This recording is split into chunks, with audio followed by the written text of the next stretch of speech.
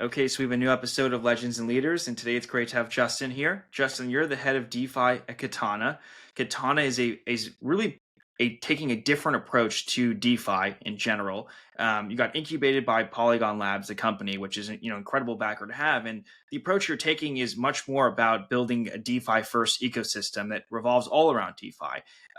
Which means that you have deeper liquidity, you have more sustainable returns. You just have a system that is really built around this principle, and you can build on top of that for brands and for other partners. So I'm excited to have you here and to get into your story and what you guys are building. Yeah, absolutely happy to be here. And just a clarification, I'm the DeFi Ecosystem Lead, which is a little bit different from the head of DeFi, who's more on the BD side of things. But Okay, yeah, yeah, on the core team, the core founding team over here at Katana, and yeah, I'm happy to be here too. Excited to get started. awesome. So can you tell me a little bit about like your story in DeFi, in cryptocurrency? What made you get interested in all this, and why do you think it's the future? Yeah, that's a really good question. So my traditional background is in commercial banking, actually. So I was in commercial banking for about 13 years before going full time into the crypto space. And, I did I was like a bank teller in high school and then, graduated and became a credit analyst and then a financial analyst. And then I was a commercial corporate loan officer for quite some time. And during my time at the bank, I got introduced to Bitcoin around 2017 and bought my first little bit of Bitcoin in 2017 as well. And then the market crashed in around 2018, but I was like, man, I wonder what was so interesting that caused all this hype to begin with. And I really started digging into the technology during that pretty long bear market. And I just thought, this is fascinating. Like, I'm very aware of all the bureaucracy and inefficiencies that you see in the traditional banking space. And this was just, automatic payments going cross border, which that on the Bitcoin side, which I thought was really, really interesting. And then, I started to learn more about Ethereum and smart contracts and how those work. And then DeFi came into the picture. And I started to see DeFi as like, okay, these are like exchanges that you can just swap. You can trade assets with anyone, and there's no middleman in between, and it's all based on code. And I thought I need to get into this because this is it has the potential to be incredibly efficient. And it got to the point where I was working full time at the bank, and then I was also working part time anonymously for a DeFi project on Ethereum called the Index Coup.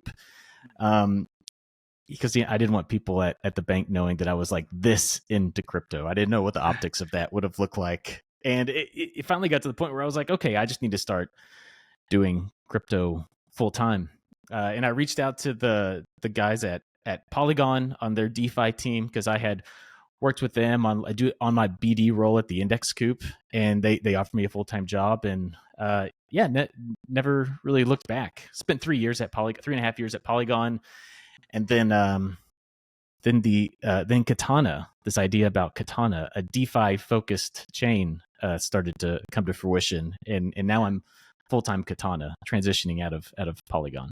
Well, how did the DeFi chain come about? Like, why did you guys think a DeFi chain was needed? How is a DeFi chain going to be better? Yeah, that's a good question. So we started to, at Polygon, we started to notice quite a few trends in the space. Some of that was the verticalization of blockchains, right? You start to see gaming chains, you start to see payment chains, RWA focused chains, and there are even some DeFi focused chains that were starting to pop up. And there's a lot of efficiencies that you can realize when your entire team is focusing on one vertical, as opposed to the majority of blockchains are general purpose blockchains, which can work, but you just your focus is fragmented over so many different areas and verticals. And if you can just get a team together that just focused on one expertise, just decentralized finance, you can really make the best experience for that. And so, we had some people at Polygon and some people on, DeFi app teams that we worked very closely with. We just kind of took a step back and we said, what would we really want in a DeFi chain as heavy DeFi users, people in the industry? And it really came down to two main things, which was we want high sustainable yield on our assets, and we want deep liquidity so that you can make more efficient trades. And so what we did is we said, okay, let's just reverse engineer a blockchain based on those two core features. And it, it's been pretty successful so far, which has been really exciting. And that's what we've been building over the past few months. It's incubated by Polygon and GSR, who's a very prominent market maker in the crypto space. And yeah, there's a few different I could keep talking about this all day. I'm not going to ramble to give you time to ask questions too. But that was the primary focus, is let's just build the best DeFi experience possible for users and DeFi app developers. How has GSR been really helpful? Like, how does Polygon and GSR complement each other? Yeah, so as a market maker, they're able to deploy liquidity to help kind of jumpstart some projects that deploy on Katana, first of all, because the more liquidity you have in a protocol, the more efficiently it's going to run. In a DeFi app, the more efficiently it's going to run. And then also, we've got our network on our side from Polygon and the DeFi team that we've assembled at Katana. And then they've got their own network as well, just being market makers in the space and working very closely with a lot of other different DeFi protocols. So it's really a combined like liquidity operations and BD management effort that has been really, really helpful in that collaboration between the two teams. That's awesome. Yeah. So what are some of like the standout features of this DeFi chain that like make it much better for DeFi? Yeah, that's a good question. So yeah, when it comes down to it, like I said, Katana is a DeFi first blockchain. It's a layer 2 on Ethereum. And one of the primary things that we focus on is like recycling chain revenue that's generated by the chain back to DeFi users to give them higher yield and deeper liquidity, because us as heavy DeFi users, that's what we wanted, right? And so there's four main revenue drivers that we have that really that really help focus in on that. The first one would be Vault Bridge. I'll touch on these very briefly. Sure. First one is Vault Bridge, which takes assets in the bridge from Ethereum and puts them into yield-bearing strategies on Ethereum, as opposed to just sitting idle in a bridge smart contract on Ethereum. We want to make that capital active for the betterment of the Katana chain and the DeFi users. And so those bridged assets generate revenue. That revenue goes to the Katana Foundation, and then we give that back to DeFi users on the chain. And I'll talk about how we do that a little bit later. Okay, so that's one, Vault Bridge. Number two, one of our stablecoin partners that we have, Agora, they have an asset called AUSD, which is backed by US treasuries off-chain, very similar to how Circle and Tether operate. The differences is with Circle and Tether, the yield that's generated from those off-chain US treasuries goes back to Circle and Tether. Here with Agora, the majority of the yield generated goes to the Katana Foundation, which we then use to give back to users for higher yield and deeper liquidity, right? And then the third one is sequencer fees. All layer 2s have sequencer fees that are generated. That's the cost that it takes to submit the transactions on the L2 back to Ethereum for settlement. There's always a little premium on top of those. So that's another little revenue source there. And then we have this concept called chain-owned liquidity as well. And that's where we take a portion of the revenue generated from the chain, mainly from sequencer fees, but some other revenue sources as well. And we deploy our own liquidity into the Katana DeFi ecosystem. And that provides assurances that liquidity is not going anywhere. If there is a bear market, people tend to be a little bit more risk off and withdraw assets from the crypto space. But this liquidity will stay here to help create a DeFi ecosystem that's still operating in the bear market. So that chain-owned liquidity also generates yield, right? Which either compounds into deeper chain-owned liquidity or goes to users in different ways. So those are the four revenue drivers, the things that really make Katana stand out.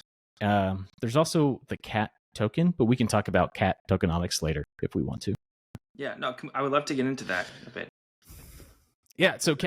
So if you look at, I'll do an intro before we do that. So if you look at all these mechanisms that I just talked about, Vault Bridge, chain on liquidity, these are DeFi mechanisms that have been iterated and experimented and built upon over years in the DeFi space. And Katana being a very DeFi native chain, we thought we should include these mechanisms in our core architecture, and we've done so to being very successful. And then when it came to the token, we said, we want this to be a DeFi token. There are a lot of layer twos out there who have their own token, and outside of voting on governance proposals or just speculating on the price of the token, there's not really a whole lot to do with that asset. I won't call out any layer twos or projects to say, but I think you can look around and just see there's not a whole lot of utility for those assets.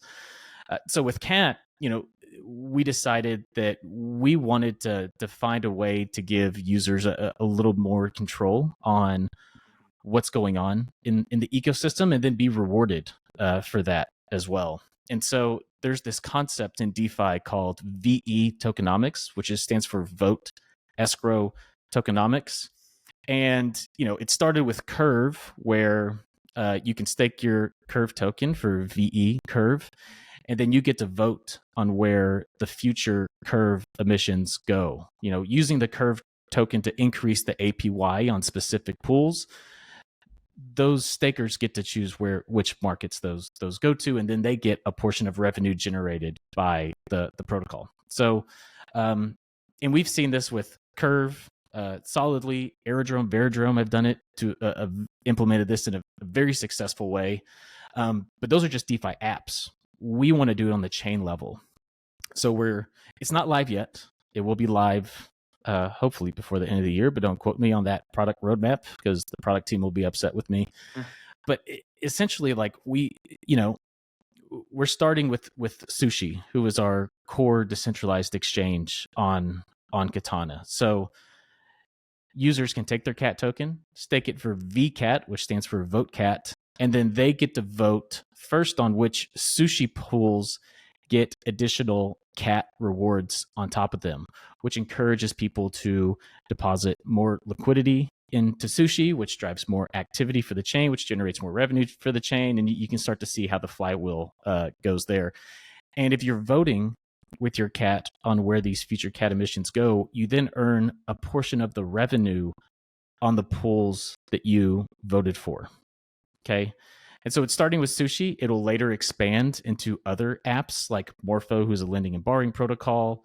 And then it eventually will roll it out chain wide. So that's kind of the main differences there, is like this is a token that, based on the votes of the user, they can generate additional revenue. And also it supports the long-term health and success of the chain, and just continues to spin the flywheel for the Katana ecosystem. So what is the grand vision for the Katana ecosystem, Justin? Like what do you see it doing down the line?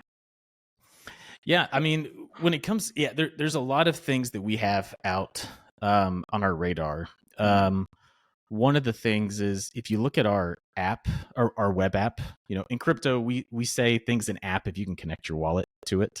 But we don't have we do have a web app on mobile, but we don't have like an app in the app store necessarily. Some people get that confused, so I just wanted to clear that up. But if you look at our web app, it's in beta right now, but eventually we want that to be like we're a chain with our own app. Not a lot of other chains have that. We want that to be a one-stop shop for people to use for DeFi, essentially. Yeah. Like if you want to earn yield on your assets, we want to make this as simple and easy as possible for you to just deposit your assets into Katana and start earning yield in trading. Trade meme coins, trade blue chip assets. We want you to be able to make predictions in prediction markets in that app. Just make it as simple as possible, because one of the things that we continue to run up against in the crypto space, especially in DeFi, is having a poor user experience, especially for people who are outside or very, very new to the crypto space. And so that's really what we want to focus on, is making it as easy as possible. So that's on like the user UX side. And then like more on like the logistic and operational DeFi side, we wanted to be the place where you can get the highest yield on your assets, and you can get the deepest, you will have the deepest liquidity, so you can execute trades confidently and with less price impact. And so that's the grand vision for Katana. Like, what do you think anything else is needed to build to get there, or is the infrastructure there right now? That's a really good question. I think there's always issues with bridging assets cross chain, especially if you're in the Ethereum ecosystem and you're bridging from Katana to Arbitrum, or Arbitrum to Optimism, or Optimism back to Ethereum. It's usually pretty simple, and you can use third-party bridges or native bridges to get that done. But when you start to run into issues is on like non-EVM to EVM chains. So like bridging from Solana to Ethereum is actually, there's demand for that, so you can actually make it work with projects like Wormhole and Layer Zero. But for layer twos, newer layer twos like Katana, there's a little bit more work that we have to do to kind of help build out that infrastructure and work. There's a lot of coordinating with a lot of different teams to make that happen. But that's one of our long-term goals as well, is we do have a Solana vault on Katana, and it does generate some pretty good yield. We want to have one of the highest SOL yields. We want that to be on Katana, so we can tap into a different market. So I guess like that cross-chain infrastructure is one thing. Improving the general UX, user experience, which I talked about earlier, is a big one. And then also there's, if you really want to make it simple for users, you really have to tap into the traditional financial infrastructure. Like let users deposit straight from their bank to Katana. That's a little bit more difficult. There's a lot of projects making a lot of headway there, and we're talking to them. But I would say just like the cross-chain in crypto to TradFi communication is something that needs to be worked out a little bit. Makes sense. Do you see people taking advantage of DeFi that are not, aware of crypto, or not so crypto friendly, or understand it so much? And I think the infrastructure has to get easier for them. Yeah, that's true. I mean, I've got friends who use DeFi who are not the most crypto native. And but that's because they know me and they hear me talk about it, and they're like, "Oh, I would like to get over 20% interest on my US dollars." And I'm like, "Okay, yeah, let me help you." And so it's more like a one-on-one tutorial and teaching. But then once they're there, they're having a great time. It's fun to earn a lot of money on your money. And so yeah, even my wife, she's got a little wallet on her phone that's got some money in it, earning some nice yield. So yeah, I think it just takes time.